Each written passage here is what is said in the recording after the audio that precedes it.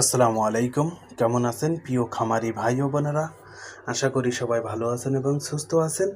আমি খুলনা হাঁস মুরগির ফার্ম থেকে মোহাম্মদ আজিজুল ইসলাম রানা বলতেছিলাম। প্রিয় খামারি ভাই ও বোনেরা, আপনাদের সামনে আরেকটা নতুন ভিডিও নিয়ে হাজির হলাম। আপনারা দেখতে পাচ্ছেন একদিন বয়সী কোয়েল পাখির বাচ্চা।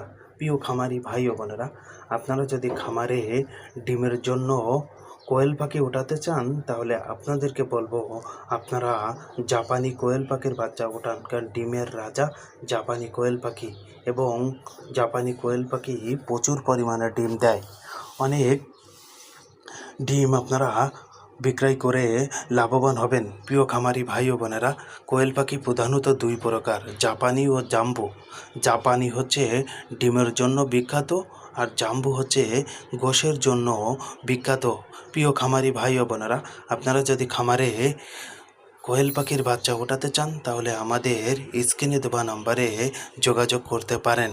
আপনারা আমাদের কাছে সবসময় এ গ্রেড কোয়েল পাখির বাচ্চা পাবেন এবং 25 থেকে 30 দিন বয়সীও কোয়েল পাখি জাপানি মায়া পাখি পাবেন। প্রিয় খামারি ভাই ও বোনেরা, আপনারা আমাদের খামারের থেকে এসে কোয়েল পাখির বাচ্চা নিয়ে যেতে পারেন এবং অনেক খামারি ভাই ও বোনদের আমরা কোয়েল পাখি খামারে পৌঁছায় দেই।